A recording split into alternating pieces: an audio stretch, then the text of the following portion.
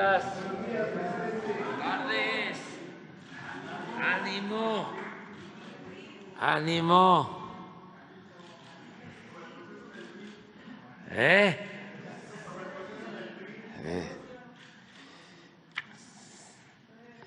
¿Cómo está eso?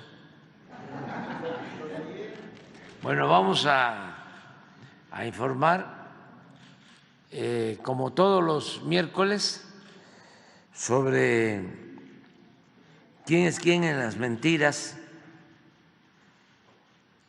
de la semana. Elizabeth nos va a ilustrar sobre este asunto.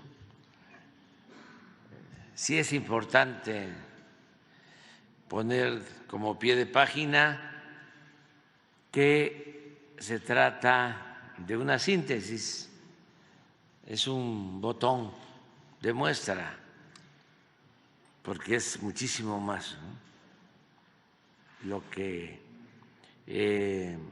se publica de mentiras, de calumnias, y no se puede contestar todo, no puede haber réplica para todo, porque nos dedicaríamos nada más a eso, no nos alcanzaría el tiempo de la mañanera, y no es para tanto, es nada más una muestra. De modo que Elizabeth va a informarnos sobre quién es quién en las mentiras, y también vamos a informar de algo muy importante, que es la reconstrucción que hemos llevado a cabo con la participación de las comunidades, autoridades locales, autoridades eclesiásticas, todo lo que es la reconstrucción del patrimonio cultural afectado por los sismos del 2017. Esto es todos los daños que se causaron a los templos, a la catedral, todo lo que hemos hecho de reconstrucción. Es muy importante que se conozca el avance que llevamos. Ya estamos prácticamente terminando todo este trabajo. Y Alejandra Fraustro va a informarnos sobre esta tarea. Comenzamos entonces con Elizabeth.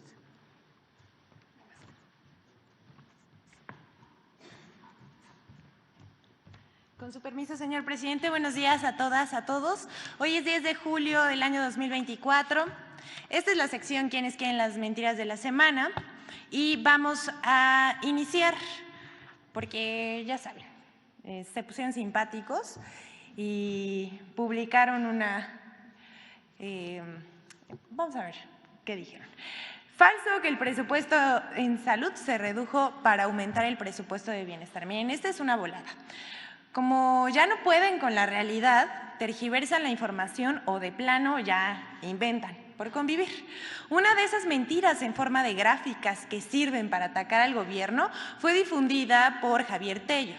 Él es uno de los comentaristas preferidos y favoritos para atacar al gobierno en cuestiones de salud. Es comentarista de Foro TV y el 6 de julio pasado publicó en su cuenta de X una gráfica hecha por el Instituto Mexicano para la Competitividad, presidida por Valentín Díez Morodo, y vamos a decirles que escribió. Esta gráfica del IMCO que tomé de María Elena Morera es clarísima. Noten cómo los recursos se incrementaron brutalmente hacia la Secretaría de Bienestar en el año 2022. Al darse cuenta que necesitarían más dinero, decidieron desfondar brutalmente al sector salud con subejercicio. Esto es lo que dice Javier Tello. Lo único clarísimo en esto es que mienten y hacen trampa. Pero de inmediato, personajes de la oposición como Felipe Calderón, Héctor de Mauleón, la colaboradora de Latinos y Reforma, a quien no se le debe mencionar, pero es muy bien conocida por quitarnos las cadenas que ya nos quitó. Lourdes Mendoza, Fernando Belauzarán, entre otros, se dieron vuelo replicando esta información. Pero lo que publica el IMCO y Javier Tello, pues no es verdad. En el sexenio encabezado por el presidente Andrés Manuel López Obrador, la inversión en salud ha sido histórica y para muestra un botón, con cifras. Les vamos a dar datos y no con estudios patitos, sesgados, ni omitiendo información para intentar engañar al pueblo de México. Pero vamos a la gráfica. Aquí le estamos viendo en pantalla la inversión de salud en esta administración. De 2018 a la fecha, el presupuesto de salud ha crecido 31%. Pasó de 782.2 mil millones de pesos en 2018 a 1.024.90 millones de pesos en 2024. En esta administración, 1 de cada 9 pesos que entran a las arcas del erario va destinada a la salud de los mexicanos, no como ocurría en el periodo neoliberal. Tampoco es verdad lo que señala el IMCO de que el presupuesto de bienestar sea mayor al de salud. Que no sean mentirosillos. Al contrario, la gráfica que estamos viendo muestra cómo salud siempre está por encima del gasto de bienestar. Ahora, la Secretaría de Bienestar cuenta en 2024 con un presupuesto de 745 mil millones de pesos, mientras que el mismo periodo para la Secretaría de Salud fue de más de 1,000 millones. Pero pues ya sabemos que existen malquerientes del gobierno del presidente Andrés Manuel López Obrador y que, hay que decirlo, son tramposos porque no consideran el presupuesto del IMSS Bienestar, que hoy cuenta con un mayor presupuesto para hacer realidad que la salud en México sea un derecho para todos y no un privilegio. Tampoco mencionaron que el gasto social ha crecido casi 600% en este gobierno y que hoy beneficia a 25 millones de familias. El IMCO es un tanque de pensamiento conservador, en cuyo directivo participan gentes como María Amparo Casar, Claudia X González y algunos empresarios, ya saben, fichitas. Y se ha dedicado a cuestionar las políticas del presidente Andrés Manuel López Obrador desde el inicio del sexenio. ¿No les parece que eso explica sus gráficas y sus estudios patito y tramposos? Ahí se lo dejamos para que usted juzgue. Vamos con la siguiente. Falsa persecución contra periodistas. Vamos a ahondar un poco más en el caso Latinos. Tras la participación en conferencia de prensa matutina del titular de la Unidad de Inteligencia Financiera, Pablo Gómez, para explicar la investigación que se lleva a cabo con el órgano de la Secretaría de Hacienda al consorcio binacional Latinos, se desató una andanada de críticas y mentiras de los colaboradores de dicha empresa, acusando al Poder Ejecutivo Federal de censura. Pero no nada más dijeron eso, dijeron censura, persecución a periodistas, autoritarismo y ya saben, un largo etcétera. Pero nada de lo que dicen es cierto. Las investigaciones de la Unidad de Inteligencia Financiera no son contra los periodistas, sino en contra del consorcio Latinos. Bueno, el consorcio Latinos, la empresa, no los periodistas, la empresa obtuvo nada más y nada menos una cifra de 2.437 millones de pesos de gobiernos estatales y del Tribunal Electoral del Poder Judicial de la Federación entre los años 2019 y 2024. Las indagatorias son por posibles delitos de lavado de dinero y actos de corrupción. Pero vamos a simplificar el tema para que todos lo entendamos mejor. La alerta se emitió por parte de bancos mexicanos, los cuales detectaron movimientos financieros inusuales que derivaron en triangulaciones con dinero público que tenía el propósito de pagar supuestos servicios de salud, o sea, lucrando con la salud y el abasto de farmacéuticos, porque a eso supuestamente se dedican, a través de 2 empresas del Grupo Latinos. Pero este dinero, vamos a ver esta gráfica que es muy significativa, vamos a ver cómo devolvían este dinero. Este dinero fue sacado del país. Estamos hablando de 2.437 millones de pesos. Sale del país a un paraíso fiscal en Delaware, Estados Unidos, para luego ser devuelto a México para ser utilizado en el pago de salarios de sus periodistas, entre los que están Carlos Loret de Mola, Lorenzo Córdoba, que es el ex consejero presidente del Instituto Nacional Electoral, también Jesús Silva Herzog, la señora que nos quitó las cadenas y que nosotros nos volvimos a poner en las pasadas elecciones, María Scherer Ibarra, Guillermo Humberto Sheridan, Paulina Victoria María Trujillo, Claudia Bárbara de Regil Alfaro, entre otros. Aquí también estamos viendo en la gráfica, tal vez no la ven, pero se las pasaremos. Esto es con un fin informativo de saber a dónde iba este dinero a pagos de salarios de estos periodistas. No es en contra de los periodistas. La empresa Latinos presuntamente triangula el dinero público para el pago de periodistas, que supuestamente tiene que ir a servicios de salud. Estos pagos forman parte de una serie de transferencias a diferentes colaboradores y empresas, como acabamos de decir, con un total de 231.978.400 pesos. Los socios accionistas de Latinos son quienes están vinculados con la investigación y no los trabajadores, en especial quien aparece como dueño de nombre Cristian González Guadarrama. Tras el anuncio no se hicieron esperar las réplicas. Latinos publicó un comunicado en el cual la verdad es que no niega la triangulación de recursos, pero acusa abuso de poder y de persecución, o sea, el mundo al revés.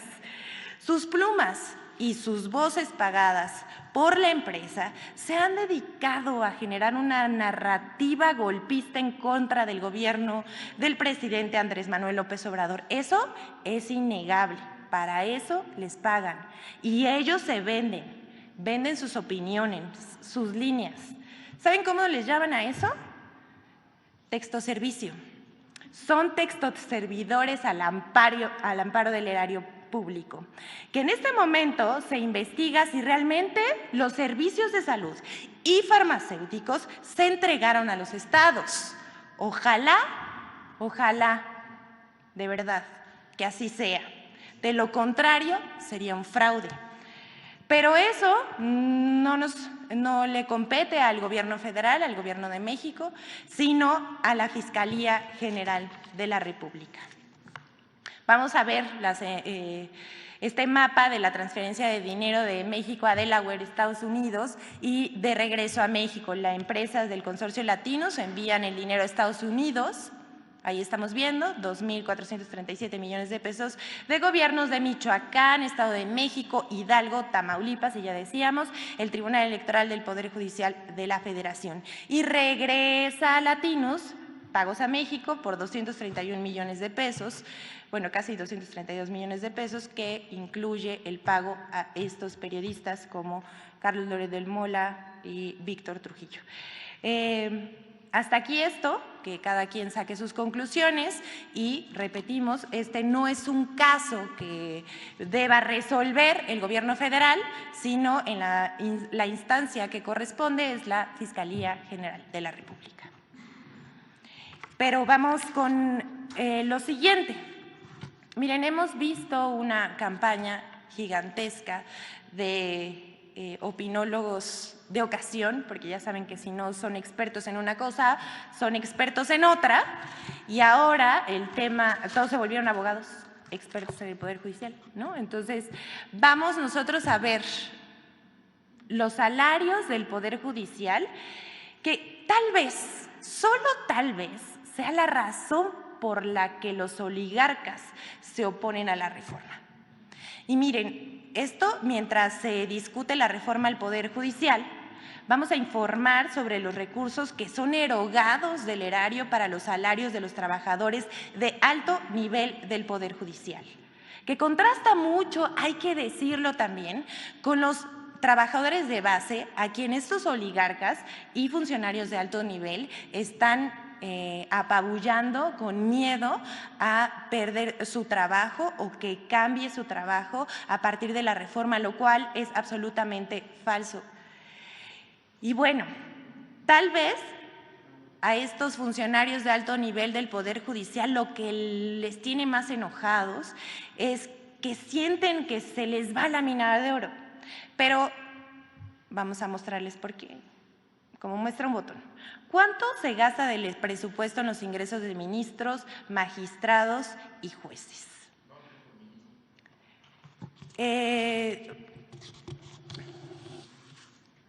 ¿Podemos ir de menor a mayor? Muy bien. Miren, vamos a decirles cuánto gana un ministro de la Corte. En total, al año será un total en sueldo de 290, perdón, mensual, esto es mensual, 297,403 pesos mensuales. De aguinaldo, más o menos son 40 días para los ministros, esto es un monto de 586,092 pesos, más de medio millón de pesos. De prima vacacional, 95,000 pesos. 95, sí, son 10 días de sueldo. Gastos de alimentación en restaurantes. O sea, si ellos van a un restaurante o quieren comer fuera, el erario les paga anuales 723,690 pesos. Un pago por riesgo de 640,000 pesos. Esto es anual y se paga en el mes de junio. Tienen un estímulo por antigüedad de más o menos 1,000 pesos anuales. Tienen derecho a 2 vehículos blindados. El costo por cada vehículo blindado supera los 3 millones de pesos. Pueden ser, ya saben, de la marca Suburban para atención a los ministros. Y un apoyo a gasolina de 22,000 pesos mensuales. Pues, ¿a dónde van?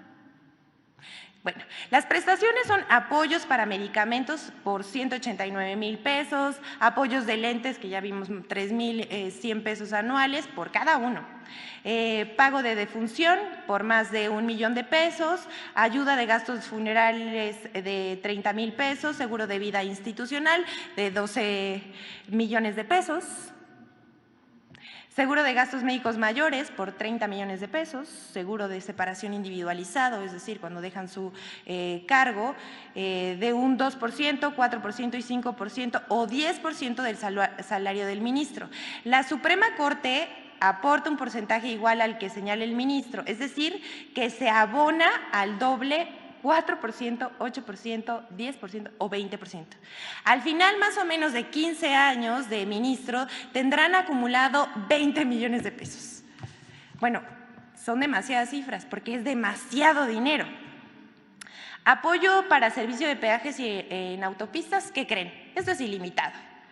Seguro voluntario para adultos y de casa-habitación, también tienen gastos de avión, hospedaje, alimentos, viajes oficiales al exterior de la República y al extranjero. ¿Y qué creen?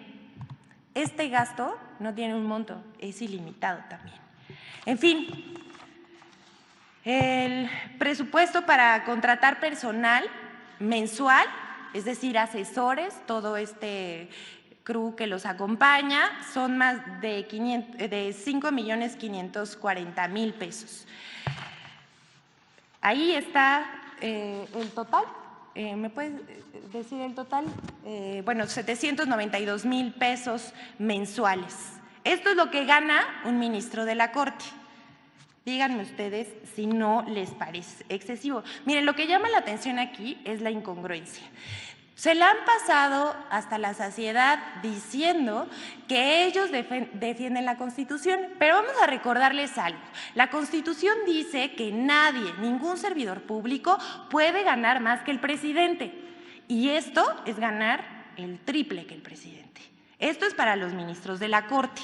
Pero vamos a decirles que también existen en el Poder Judicial 945 magistrados de circuito, quienes reciben un salario anual de 2.548.083 pesos. Aquí, este es el de los magistrados de circuito.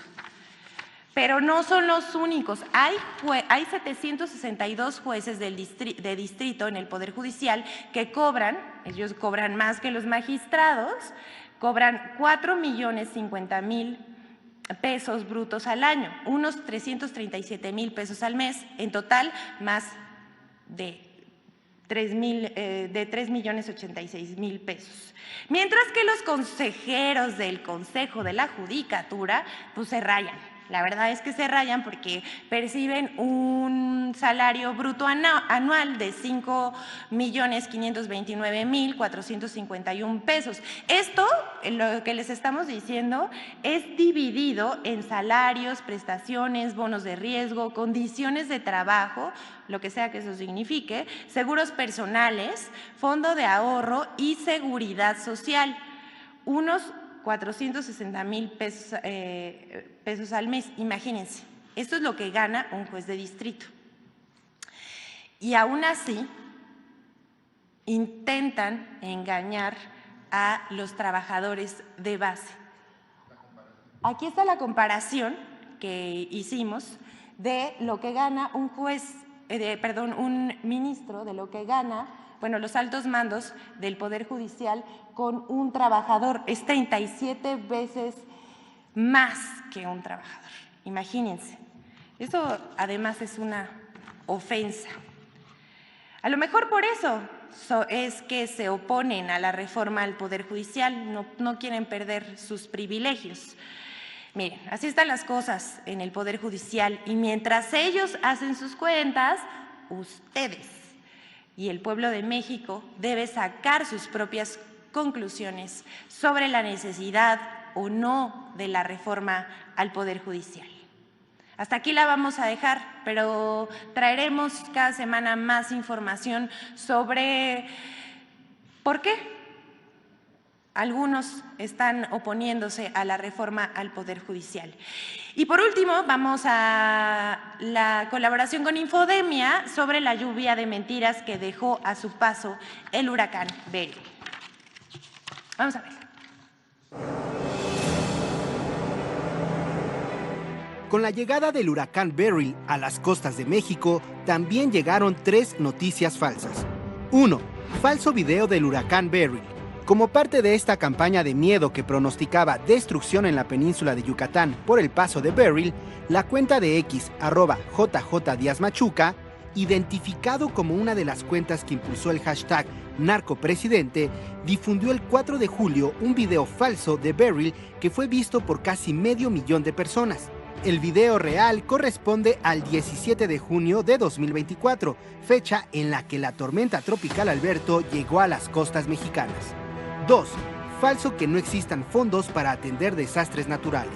Ustedes deben saber que no hay Fonden. Este presidente sí, muy atento, no, que sí, que hay, vamos a proteger a la población. No hay dinero para la reconstrucción, no hay dinero para la atención a las personas que resulten vulneradas por los efectos de este y otros sistemas que vengan en los próximos meses o en las próximas semanas. Medios de comunicación, comentaristas, políticos y usuarios de redes sociales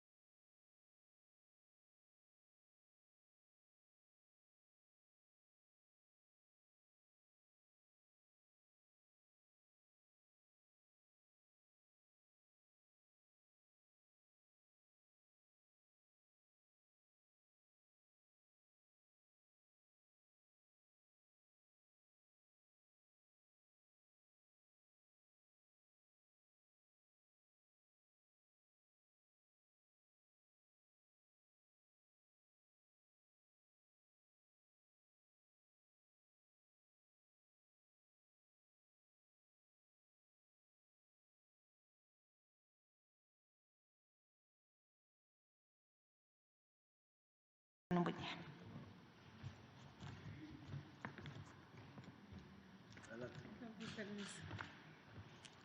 Muchísimas gracias, señor presidente, por permitirnos informar sobre el trabajo de reconstrucción. Me acompaña en el día de hoy el arquitecto Arturo Balandrano, que está coordinando todo este programa a nivel nacional, Antonio Huitrón, antropólogo también parte del INA y que está a cargo de parte de este programa, y Elisa Ramírez, también arquitecta, restauradora, solo representan parte del enorme equipo que ha estado trabajando en la reconstrucción del patrimonio que fue dañado por los sismos. Gracias por darnos el espacio, presidente.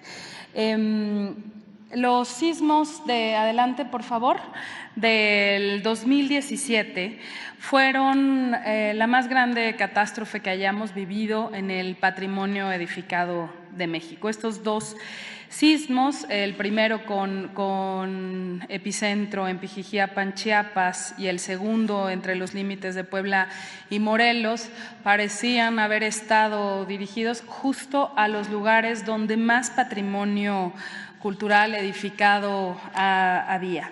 Entonces, el daño fue extraordinario, fue una serie de daños en el patrimonio, adelante, que podremos ver en varios estados. Al principio estábamos trabajando en 11 estados: Chiapas, Guerrero, Morelos, Estado de México, Ciudad de México, Tlaxcala, Puebla, Hidalgo, Veracruz, Tabasco y el más afectado de todos, Oaxaca. Estamos hablando de estos inmuebles que son no solamente el patrimonio, sino representan el corazón vivo de las comunidades, el centro de la vida comunitaria normalmente. Adelante. Al llegar a esta administración nos encontramos con un censo que no estaba acabado, donde no se incluía la vivienda patrimonial, por ejemplo, y otros tantos bienes que no habían sido registrados en el censo inicial. Los templos acusaban décadas de abandono sin mantenimiento preventivo, que sabemos que, como la medicina, es el mejor. Los lugares de culto cerrados, la vida social y ritual afectada para millones de personas, una respuesta muy corta de las aseguradoras, y no contábamos con una memoria o planos de lo que se hubiera intervenido antes en todos estos espacios. Esto representó un trabajo muy grande que se pudo comenzar a solucionar de manera enfática. La que sigue, por favor, con el Programa Nacional de Reconstrucción que instruyó el presidente, que diseñó para atender todo esto que había quedado dañado por los sismos. Las aportaciones de este programa, por supuesto en coordinación siempre con SEDATU, fue hacer un censo muy certero de los daños, un inventario y resguardo de los bienes muebles, y el fortalecimiento institucional. El INA y la Dirección General de Sitios y Monumentos en conjunto tienen que hacer todo el acompañamiento técnico para llevar a cabo esta reconstrucción, que no es como reconstruir algo de nuevo, sino con técnicas específicas que se recuperaron, técnicas constructivas tradicionales, que es como se tiene que hacer la restauración del patrimonio, vinculada, por supuesto, a tecnologías novedosas también. Se aporta esta restauración de patrimonio, como lo dijo el presidente, con un énfasis en el trabajo cercano con las comunidades. Al concluir de cada trabajo, se entrega a las comunidades un manual de mantenimiento preventivo, porque pues vivimos en un país sísmico y hay que dejar claro cómo cuidar estos inmuebles. A veces una escoba que evita que se concentren las hojas en una bóveda y las caídas de agua, pues previene mucho más y restaura antes de que sean dañados estos inmuebles. Los lineamientos generales de la reconstrucción son trabajar como un solo equipo todas las instancias que participamos, desde luego la Secretaría de Hacienda, SEDATU, La Secretaría de Cultura, a través del INAH, de Sitios y Monumentos y del Instituto Nacional de Bellas Artes y Literatura, y una parte muy importante que nos pidió el presidente y que resultó una ayuda enorme fue una coordinación con los gobiernos estatales para que nos ayudaran a sacar este desafío adelante. El trabajo con las comunidades y en un solo equipo también con las autoridades religiosas. Los lineamientos generales son la restauración y conservación, nunca la demolición, usando técnicas tradicionales, mano de obra local y creando las capacidades en los propios pueblos y comunidades. Restarle tiempo a la burocracia, innovar en formas para que la burocracia no le coma tiempo a la obra, porque esta obra es muy compleja de llevar a cabo. Visitas periódicas, este es un programa absolutamente territorial, revisiones semanales, información a las comunidades que llevaban años con sus templos cerrados. Este fue uno de los mandatos a todas las instancias que han estado participando, y documentar todo este trabajo. Adelante. Estos se ven como números, pero imaginen ustedes que el INAH y Sitios y Monumentos atenderían o restaurarían al año 3, 4 inmuebles, cuando mucho. De un plumazo, con los sismos, tenemos 3,269 inmuebles afectados, algunos de daño menor, pero muchos con daños severos e incluso colapsos parciales. Esto se ve como números, pero como les decía, representan el corazón de las comunidades. Tenemos al momento restaurados y entregados a las comunidades 3,037 inmuebles con 92,9% de avance. La inversión, para quien diga que no hay inversión en reconstrucción, es un total histórico de este gobierno de 10,200 millones de pesos. Adelante. Hace un año el presidente nos encomendó apretar el paso, esta última etapa, por aquello que quedaba y que llevaba un avance lento, y las obras que teníamos que atender a partir de mayo del año pasado a la fecha son 934 obras en 8 estados, de las cuales hemos concluido 694, se han entregado a sus comunidades, y tenemos aún 240 en proceso que vamos a concluir antes de concluir esta administración, con una inversión extraordinaria del presidente de 3,575 millones de pesos. Dentro de estos inmuebles, de estos templos, se encuentran los bienes muebles, que son esculturas, las imágenes que tienen sentido para la fe de las personas, vitrales, murales, pintura mural.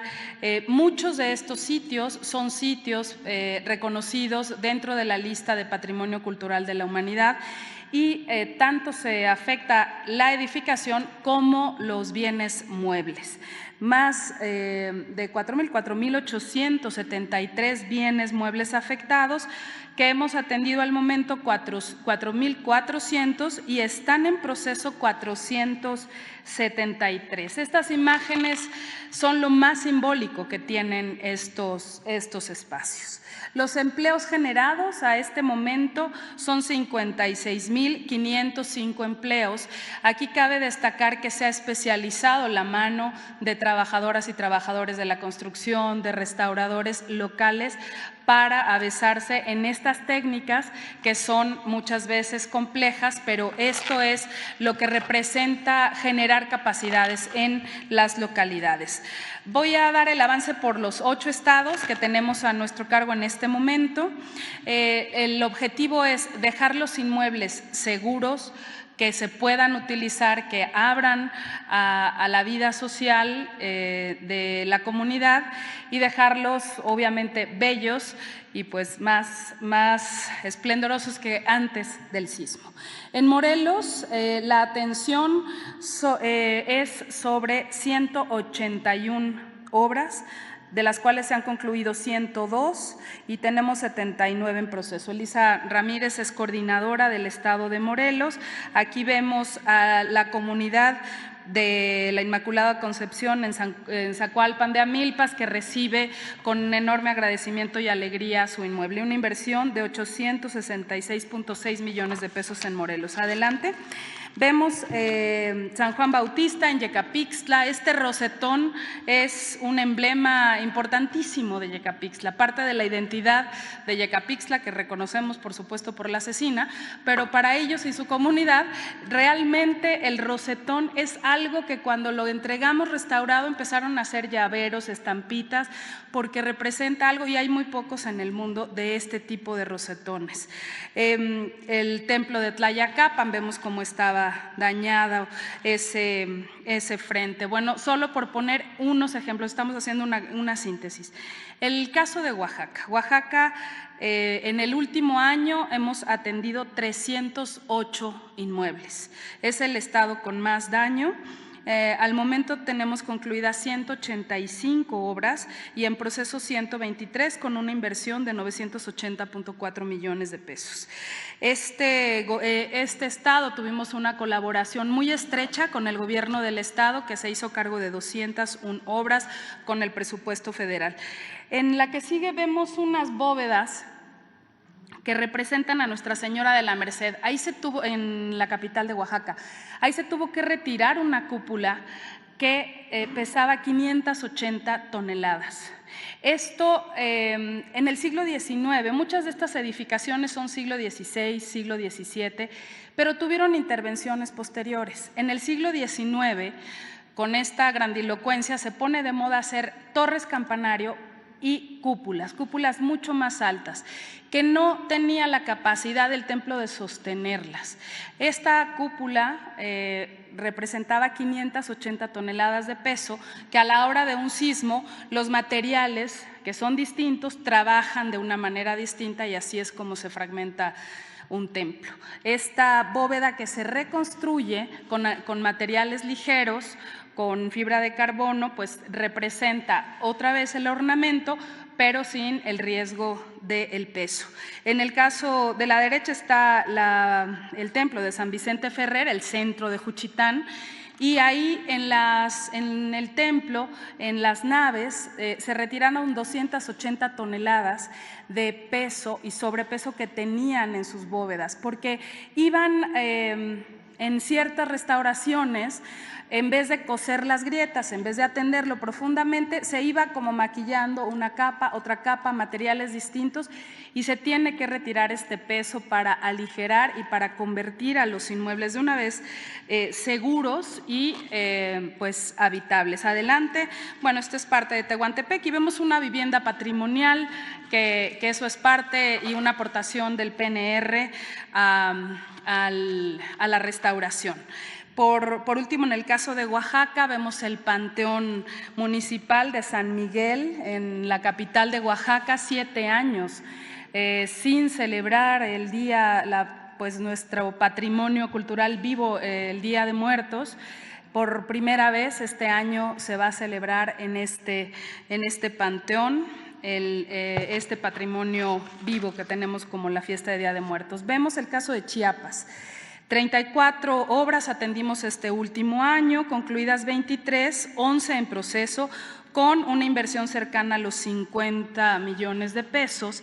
Estamos viendo una imagen de Chiapa de Corzo, que es la tierra de los parachicos, que también es patrimonio cultural de la humanidad reconocido, que en 6 años no habían entrado a su templo en su fiesta patronal. Fue una fiesta realmente recibirlo. En la que sigue vemos a la Catedral de San Cristóbal de las Casas, que fue entregada por el presidente, y 60 ebanistas trabajaron en este artesonado, que es un ensamblado de madera que no lleva clavos y que es un trabajo excepcional que normalmente se hacía en el siglo XVI y que quedó hecho añicos, astillas, y que fue restaurado en plenitud. En la Ciudad de México tenemos 158 obras en esta última etapa, concluidas 119, 39 en proceso con una inversión de 555 millones de pesos. Aquí vemos la catedral, que ha tenido cerca de 120 millones de pesos de inversión, en donde la intervención ha sido muy grande y pues luce esplendorosa.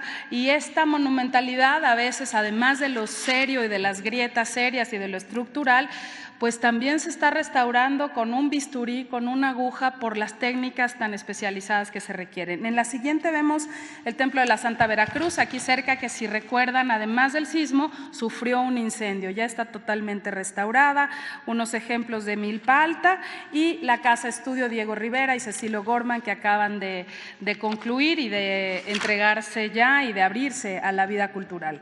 En el Estado de México, Toño Huitrón ha sido el coordinador, 42 obras en esta última etapa, 35 concluidas y 7 en proceso, con una inversión de 149 millones de pesos. Este ejemplo de Catzingo es muy grave el daño que sufrió y parecía imposible recuperarla. Igual el Templo de Santiago Apóstol en Ocuilan. Todos estos templos se encuentran cerca de la zona volcánica y por eso sufren tanto.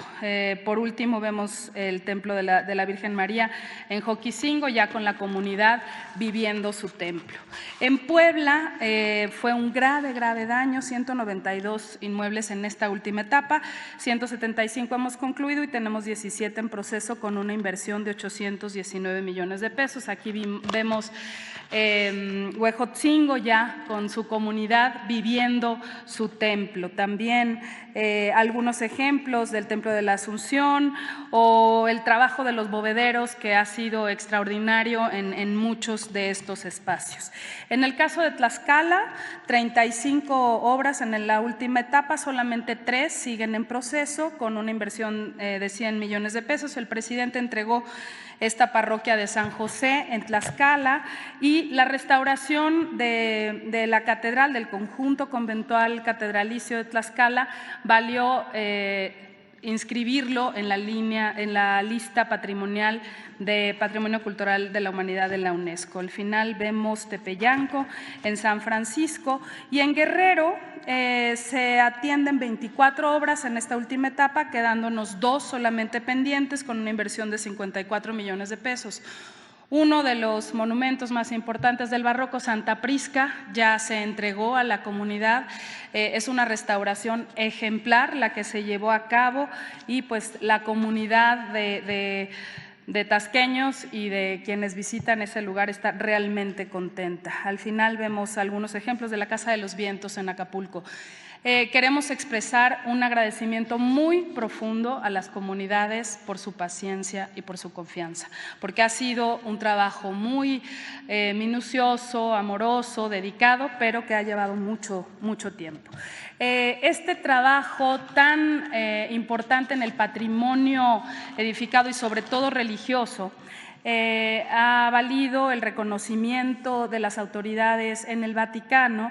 Nuestro embajador Alberto Barranco ha hecho presentaciones de este programa de restauración y pues han mandado felicitar con asombro el trabajo que se está haciendo. Ningún estado está haciendo una inversión tan importante en la restauración del patrimonio edificado.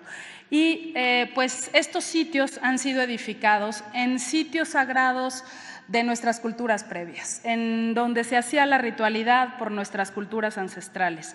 Entonces, dentro de la restauración, además de encontrar, cuando uno hace una cala, pues ves si hay una pintura mural atrás, ves si hay algo que fue cubierto por las capas posteriores del tiempo o de las intervenciones, y nosotros le llamamos a esta parte regalos de la restauración, porque a la hora de restaurar se dejan ver y podemos descubrir mucho de esos tesoros que han estado velados.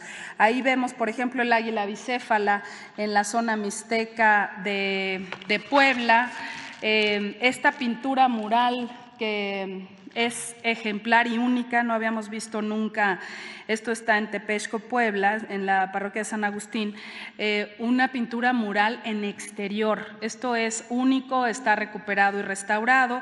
Las rogatorias aquí en la catedral, que son como estas cajas de tiempo que encontramos 23 en la linternilla de catedral que se presentaron en esta conferencia cuando fueron encontradas. Por ejemplo, partituras del siglo XVI que estaban dentro de los muros. En el lado derecho vemos imágenes de piedras de edificaciones precolombinas en un contrafuerte en el templo de San Vicente Ferrer en Juchitán.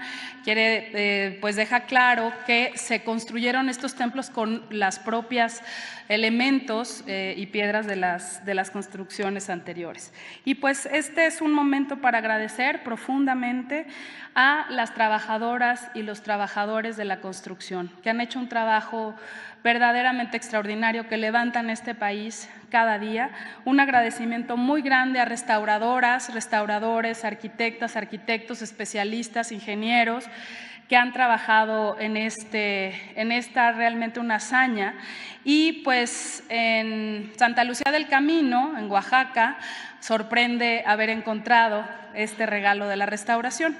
Una pintura mural del siglo XIX. Yo le dije al presidente, de verdad no la hicimos nosotros, así apareció. Es una pintura más o menos de 1870 que aparece en este dintel. Y con este blasón reza: amor, con amor se paga. Muchas gracias, presidente. Vamos a ver un videito. Gracias.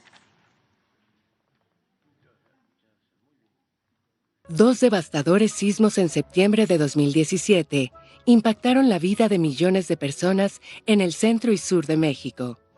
Fue una tragedia que dejó profunda huella debido a las pérdidas humanas y a las enormes afectaciones materiales en viviendas, caminos, hospitales, escuelas y recintos culturales. Nunca antes el patrimonio cultural había sido tan afectado por un fenómeno natural. Fueron más de 3,000 sitios dañados, algunos con colapso total, entre museos, casas de cultura, bibliotecas, zonas arqueológicas, pero principalmente templos, la mayoría construidos entre los siglos XVI y XIX, y que no habían recibido ningún tipo de mantenimiento durante décadas. Para atender la emergencia, el presidente Andrés Manuel López Obrador diseñó el Programa Nacional de Reconstrucción, del que forma parte la Secretaría de Cultura. Desde el primer día de esta administración, nos hemos dedicado incansablemente a la reconstrucción de los valiosos bienes culturales afectados. La restauración de este patrimonio requiere una intervención minuciosa, ya que debe hacerse con las técnicas constructivas originales. La meta fue recuperar todos los sitios y todas las piezas patrimoniales, incluso en los casos más graves. Así comenzó la reconstrucción de recintos, que se ha llevado a cabo todos los días gracias a la impecable y amorosa labor de hombres y mujeres trabajadores de la construcción, especialistas en restauración, arquitectura y, por supuesto, a miembros de las propias comunidades. Incluso durante la pandemia, los trabajos nunca se detuvieron. En 2023, el presidente autorizó recursos extraordinarios para atender 926 inmuebles en 8 estados y concluir así con el programa. Lo estamos logrando. Este logro extraordinario es gracias al trabajo de cada una de las manos que colaboran en el programa, con el cual se han generado más de 56,000 empleos. Todo un ejército de personas que aman y cuidan su patrimonio. Se ha priorizado la mano de obra local. Las mismas manos que hace siglos construyeron estos recintos, ahora lo están sanando. Son los herederos de quienes crearon su patrimonio. Además, se han rescatado técnicas constructivas tradicionales, que emanan de las precolombinas y que añaden aún más valor artístico y calidad a las obras. La restauración también incluye casi 4,000 piezas de arte sacro, pinturas, esculturas, campanas, retablos, murales, entre otros de gran valor histórico, artístico y comunitario, y que las personas resguardaron con devoción y responsabilidad mientras iniciaba el proceso restaurativo. Como los sitios sagrados están construidos sobre otros sitios sagrados, la restauración nos ha brindado maravillosos regalos, impresionantes hallazgos que nos dan más información sobre quienes los crearon y habitaron. Las más de 2,000 comunidades que ya han recibido sus tesoros lo han hecho con especial cariño y esperanza. La vida ritual, festiva, social y económica florece de nuevo. El Gobierno de México ha invertido en 6 años más de 10,200 millones de pesos, una cifra histórica.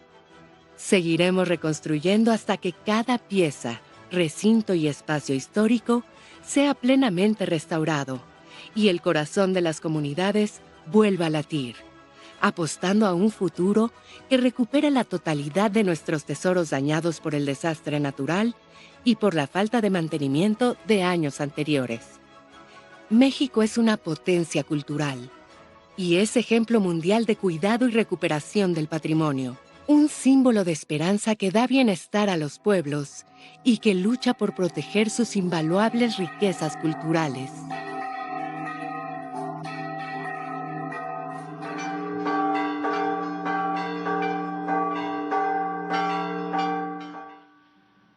Es cuanto, presidente. Muchas gracias. Pues muy bien. Vamos a... ¿No quedó nadie pendiente? No. A ver, vamos por acá.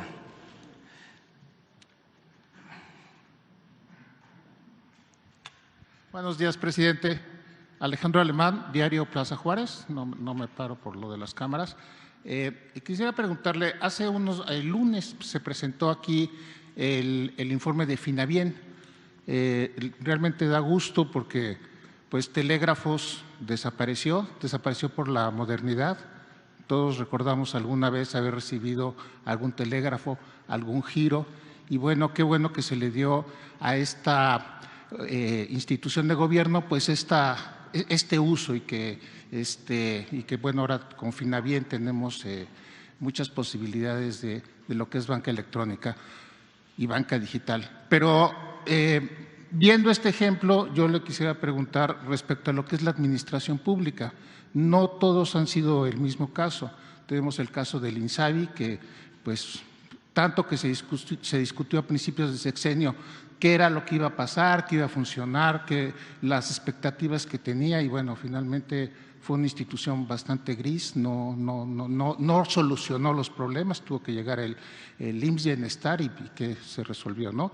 Y hay otros casos, está el caso de la agencia Notimex, por ejemplo, también, que no podemos decir que el Estado mexicano no necesite de una agencia, sí necesita una agencia de noticias. Está el caso también de la financiera rural, que pues tampoco podemos decir que es algo que no funciona, los campesinos necesitan créditos. ¿Qué nos puede decir de este diseño de administración pública que usted implementó? Usted muchas veces habló de que se trataba de un elefante, que había que ponerle patines, que había que moverlo, y bueno, ahorita estamos entrando a un nuevo ciclo y seguramente la nueva administración tendrá que hacer un nuevo diseño de administración, pero ¿qué nos podría decir de esta experiencia que tuvo usted en este diseño de administración pública? Gracias. Pues yo pienso que en general funcionó la estrategia, tiene algunos lineamientos básicos, ¿no? Todo lo relacionado con la administración. Desde luego, lo primero es no permitir la corrupción, no permitir el lujo en el gobierno. Eso fue fundamental, esa fue la clave. Eso fue lo que nos permitió liberar fondos para el desarrollo. Esa es la fórmula. Si no hay corrupción y si no hay derroche, gastos superfluos en el gobierno, se ahorra mucho.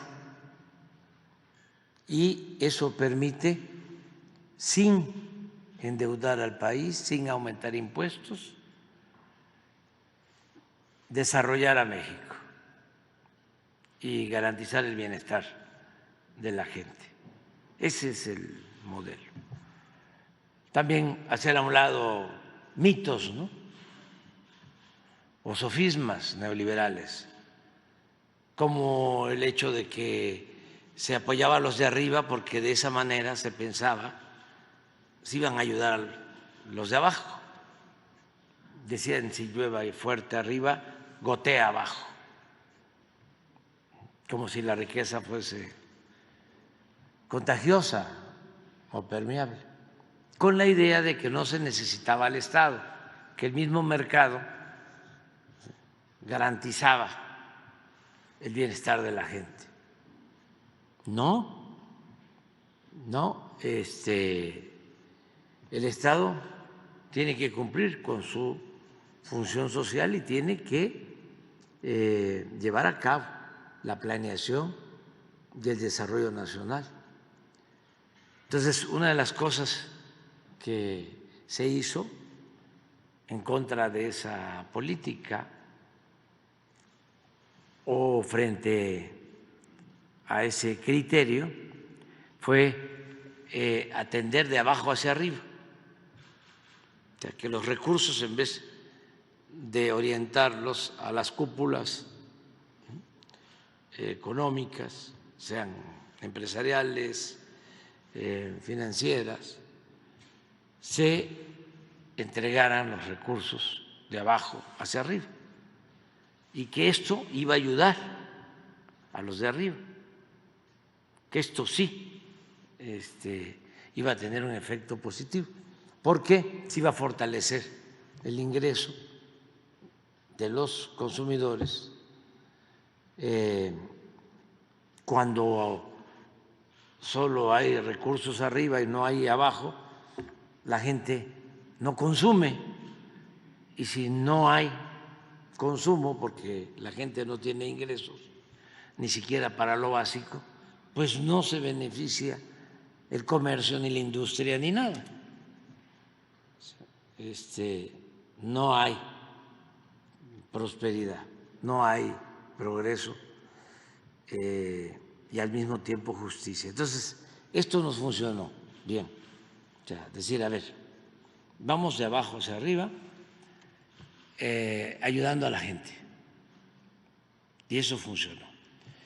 Funcionó también hacer a un lado a todos los intermediarios. A ver, ya no queremos intermediarios de la llamada sociedad civil, de las organizaciones sociales, de las organizaciones no gubernamentales,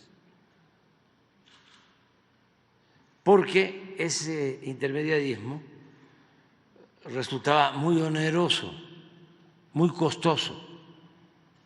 Había organizaciones campesinas que recibían como 20, 30 mil millones de pesos al año para que esos recursos los entregaran a sus afiliados o representados. Y no sucedía eso, no llegaba ese dinero o no llegaba completo, llegaba, como se dice coloquialmente, con moche, y los líderes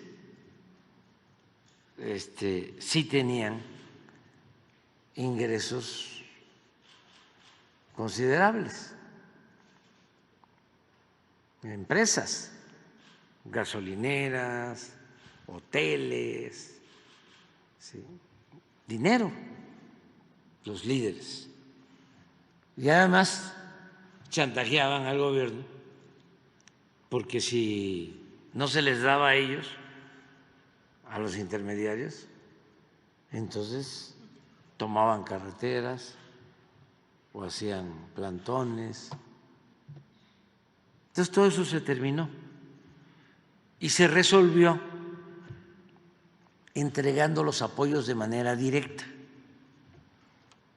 Por eso se creó el Banco del Bienestar, que tiene 25, si no es que más, beneficiarios que tienen su tarjeta. Entonces, el adulto mayor que recibe una pensión va con su tarjeta a la sucursal del Banco del Bienestar y saca su dinero completo. No necesita la tutela de nadie. Y así los adultos mayores están recibiendo $500 billion este año, 500,000 millones de pesos, sin estructura, porque también había, no solo era la intermediación, vamos a decir, civil o social, sino la intermediación gubernamental, porque si había un programa para ayudar a los adultos mayores, se tenía que crear un instituto de adulto mayor, un fideicomiso de adulto mayor, una dirección para los adultos mayores, una subsecretaría para adultos mayores y un aparato. Claro, un director, directora, directores de área, asesores, oficinas, viáticos, viajes al extranjero. Había que ver qué estaban haciendo en beneficio de los adultos mayores en París o en Francia, y había turismo político. Entonces, ¿qué sucedía? Lo que supuestamente le tenía que llegar al adulto mayor se quedaba en los aparatos burocráticos. El gobierno estaba ensimismado y no le llegaba nada al adulto mayor. Ahora, ¿cuál es la estructura? ¿Cuál es el aparato? Nada. Es la tarjeta y que no falten los recursos, que la Tesorería de la Federación le dé los fondos al Banco del Bienestar. Entonces, todo eso fue un avance.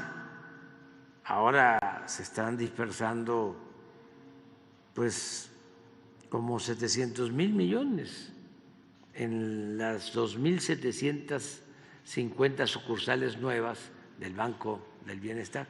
Todo eso fue bueno. En el caso de la salud, de lo que me planteas, que tienes toda la razón, ahí no funcionó lo que teníamos pensado desde el principio. Teníamos pensado lo del IMSS Bienestar, porque yo traía la experiencia. Yo fui director del Instituto Nacional Indigenista en Tabasco cuando salí de la escuela, joven.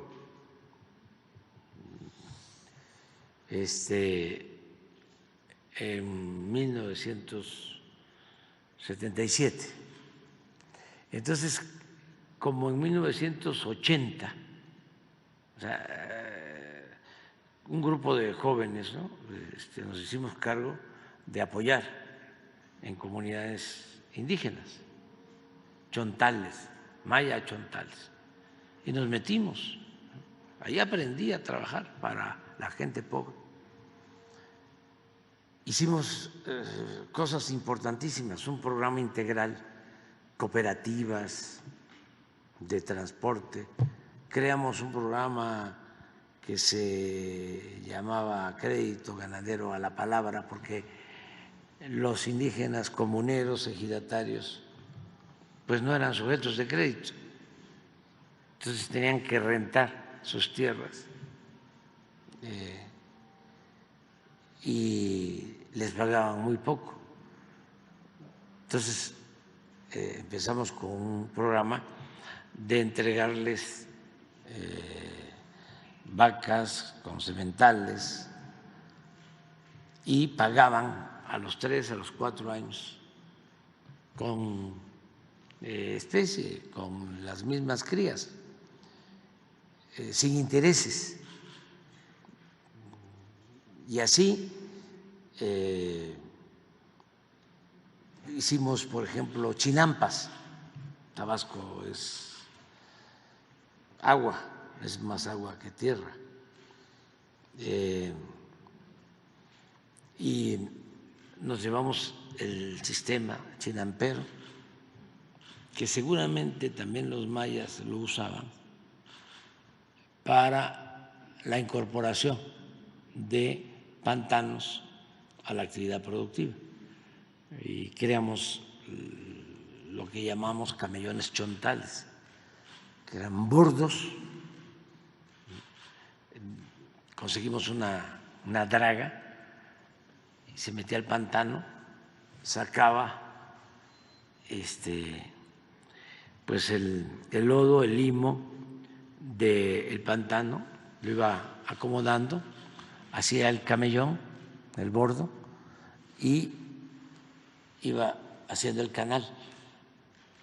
Y el canal se usaba para la cría de pescado nativo, pez lagarto, mojarra, y el bordo, que ya no era inundable, para la agricultura. Ahí están todavía.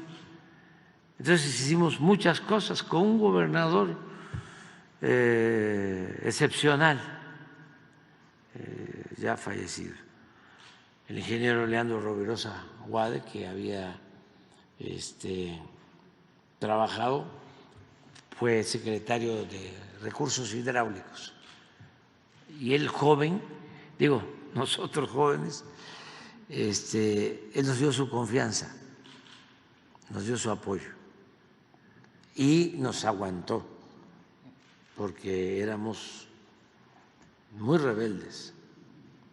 Ahora yo soy un fresa en comparación como éramos antes, y él nos tuvo paciencia, ¿sí?, y nos dejó actuar en beneficio de los pueblos. Entonces aprendimos ahí mucho. Bueno, en ese entonces se creó Coplamar.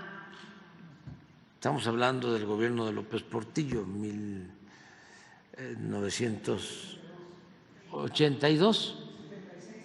76-82, el sexenio, y Coplamar. Es Comisión para la Planeación del Desarrollo.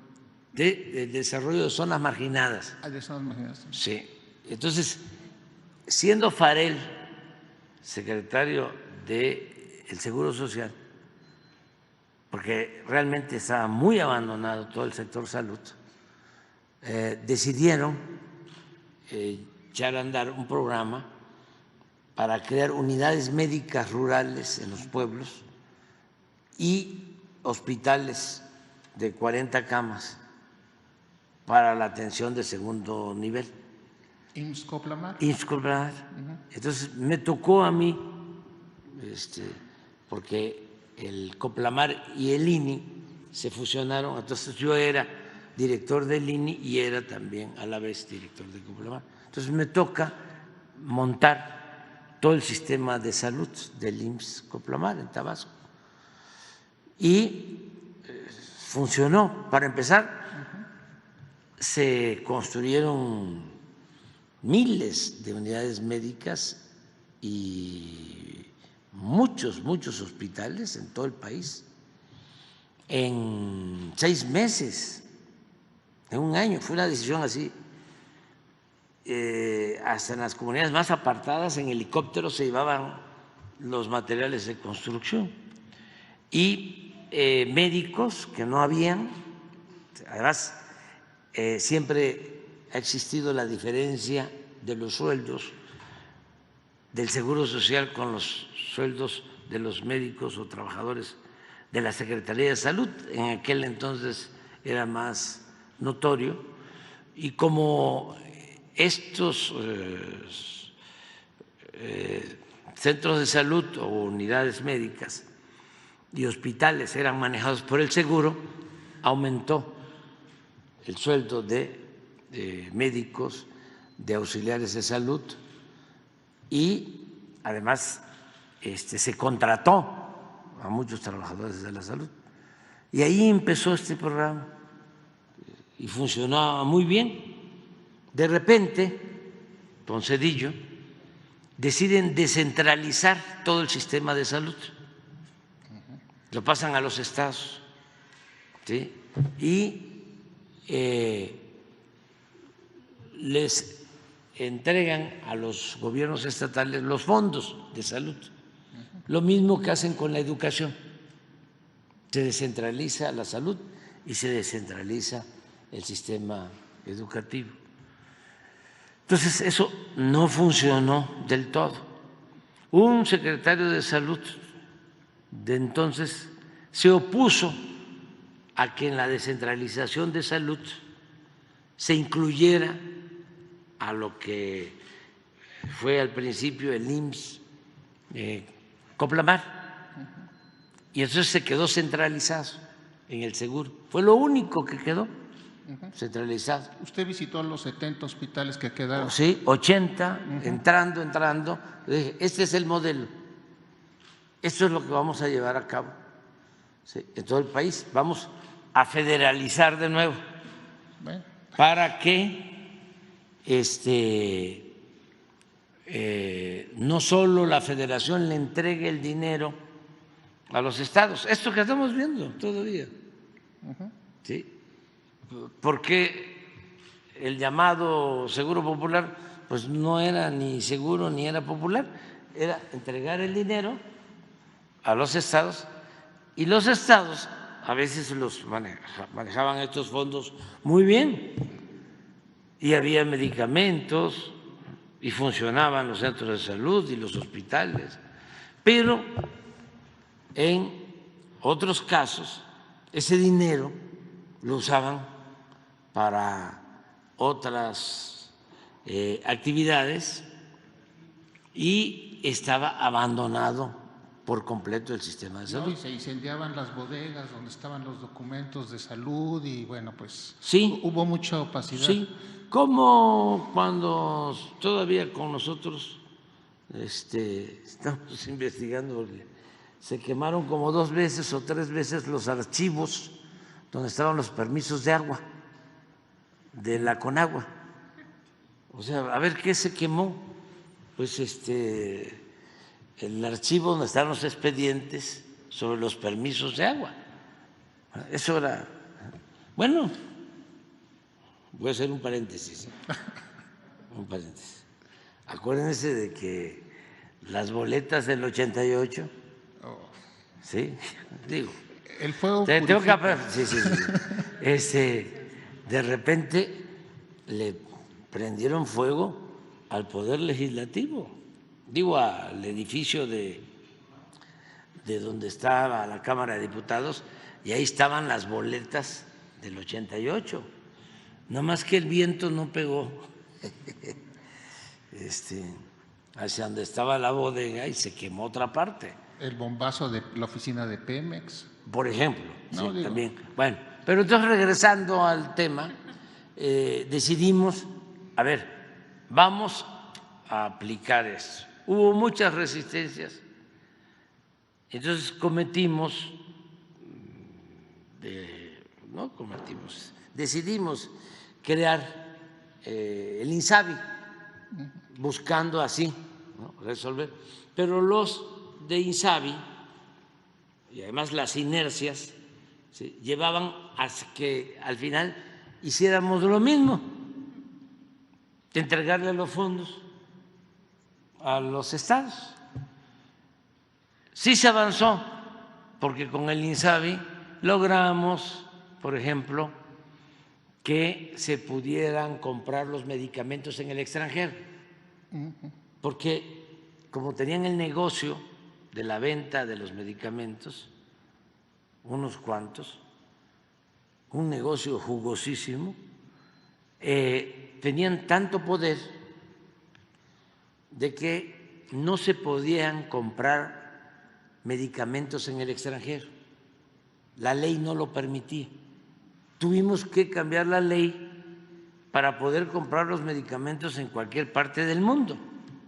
Era un monopolio, tenían el control de la compra de los medicamentos en beneficio de 10 empresas que ni siquiera eran laboratorios,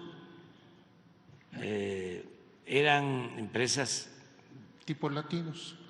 tipo latinos, así, sí, todo es así, muy claro, ¿no? Entonces, tipo latinos. Por eso, cuando decidimos comprar medicamentos en el extranjero y se ve que 10 empresas le vendían al gobierno el 70% de todas las medicinas, 10, y que no eran laboratorios, entonces se nos vinieron encima, fue muy fuerte, toda la andanada, pues muy doloroso también, porque ellos tenían el control de las mezclas que se hacen para enfrentar, ¿sí?, el cáncer, ¿sí? Entonces nos acusaban de no darle las medicinas de cáncer a los niños, o sea, muy fuerte. Aguantamos, resistimos y ya eso se resolvió y sirvió para eso el INSABI y para otras cosas, pero no era lo que originalmente estábamos pensando. Pasa la pandemia, eso nos entretuvo, y regresamos al modelo original. Es decir, vamos a federalizar los servicios de salud. Los gobernadores, gobernadoras de los estados, de manera muy responsable, decidieron, ¿sí?, regresar los inmuebles, todos los bienes que la federación les había entregado y también los que habían construido con presupuesto del Estado, para que se federalizara el sistema de salud y que creáramos juntos el IMSS Bienestar. Entonces ahora ya es un solo sistema, son 11,000 centros de salud y más de 600 hospitales de segundo y de tercer nivel. Es lo que estamos trabajando. En septiembre vamos a izar banderas blancas porque vamos a tener en 24 estados, porque hubieron quienes no aceptaron voluntariamente incorporarse a este sistema. Entonces, ahí tuvimos un tropiezo, ¿sí?, administrativo, como tú lo señalas, se corrigió y ahí vamos, hacia adelante. Hablabas de otro caso. Notimex y Financiera Rural. Notimex, creo que también ahí faltó más diálogo y más atención de parte de nosotros, porque sí es importante tener una agencia del gobierno. Se suple con lo que se hace con el manejo de los medios públicos, pero no es igual. Sin embargo, está ya desatada la confrontación, ¿sí?, y no se pudo. Quizá nos faltó más dedicación, más diálogo. ¿Qué otro tema? Financiera Rural. Ahí yo siento que es parte de la Financiera para el Bienestar. O sea, las funciones de la Financiera Rural las asume Financiera para el Bienestar, los créditos. y se toma la decisión de cancelar la financiera rural, no porque no se quiera ayudar a los campesinos, se está ayudando bastante, sino para evitar actos de corrupción y quiebras en este tipo de instituciones. Entonces, esos fondos de financiera rural pasan a ser manejados por la Financiera para el Bienestar, que otorga créditos, esa es su función, recibe remesas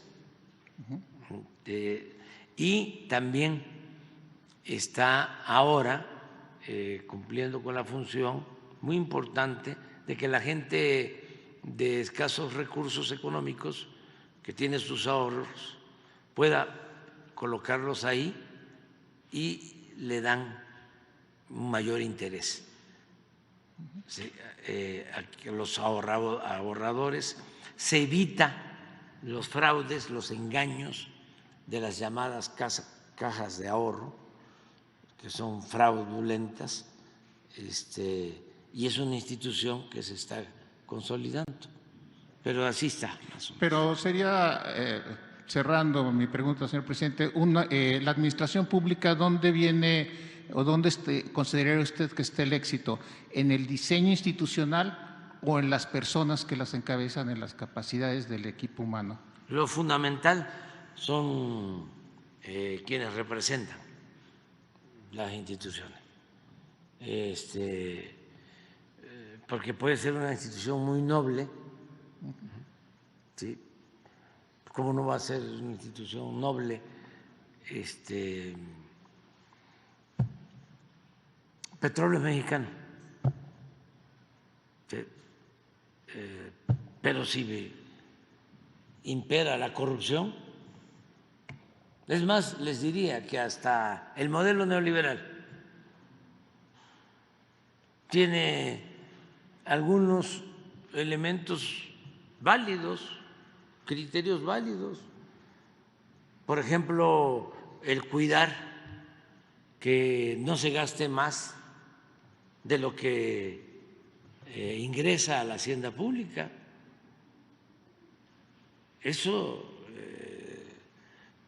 es pues eficaz, eso es certero.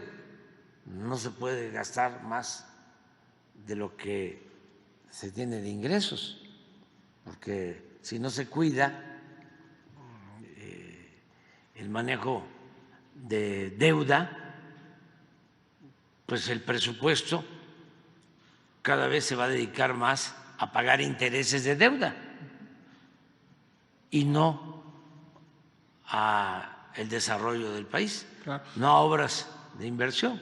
Entonces, sí hay cosas en el modelo neoliberal que son válidas. Lo otro, por ejemplo, que el Estado no asfixie la iniciativa de la sociedad civil, que tampoco se caiga en el extremo de que desaparezca, se diluye el Estado y todo queda al mercado. No, eso no. Esa es como la libertad del zorro en el gallinero. Oiga, Eso no. presidente, Segalmex Se queda... necesita el Estado. De acuerdo. Se necesita el Estado. Bueno, pero también un Estado que garantice las libertades. ¿Sí? ¿Por qué no funciona en esencia? ¿Por qué no funcionó el neoliberalismo en México? Además de que el diseño siempre está pensado para beneficio de las minorías. ¿Pero por qué fue un rotundo fracaso en México? Por la corrupción. Porque ningún sistema